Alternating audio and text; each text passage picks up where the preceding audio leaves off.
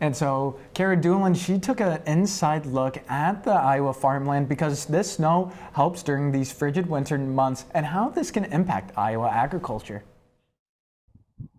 Even as winter weather begins to set in, at Iowa farms, there's still plenty going on underneath the snow. Winter snow gives farmland much needed moisture to increase crops in the coming summer season, and it also serves as a layer of insulation that protects the soil from temperature swings, giving it a period of rest which helps it conserve organic matter and improve soil health.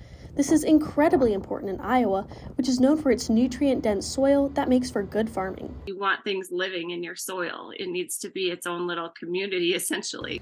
Iowa is the nation's #1 producer for corn, pork, and eggs. All of these products require Iowa's fertile soil. Recently, though, researchers from Iowa State released a report to the Des Moines Register saying that over the past 4 generations, Iowa's soil richness has decreased by half. Richness is determined by the amount of organic material in the soil, which is what contributes to Iowa's high crop yields. When levels of organic material are lower, farmers have to rely more on fertilizers and chemicals to get good yields. A lot of times when a farm is in poorer shape, the issues start compounding on themselves. However, farmers themselves don't seem to be similarly concerned about the researchers' findings. I don't know if I'd say it's decreasing, at least in my time of us monitoring it.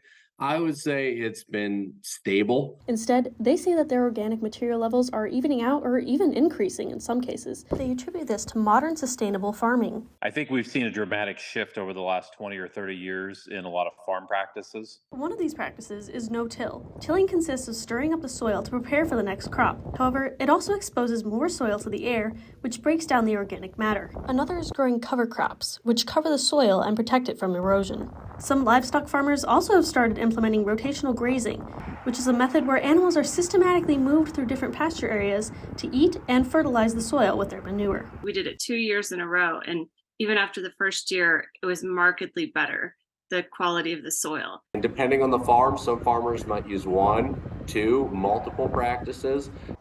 It's kind of one of those things, we say there's not necessarily one right way to do it, but that we're looking for ways always to constantly improve. Although these practices are becoming more common, there are still some farmers that are slow to adopt them. There's very much a this is the way we've always done it mentality with everything. So an increasing number of farmers do not own the land that they farm, they rent it.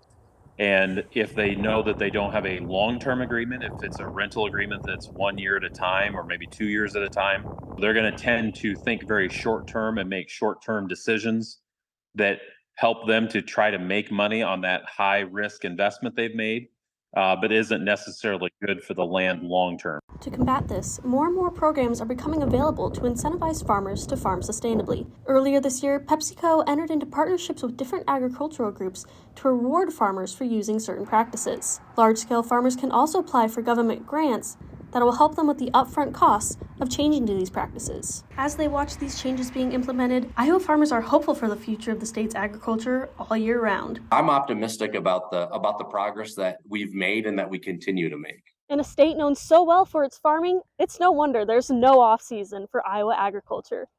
From one of the many farms in Iowa, Kara Doolin, DITV.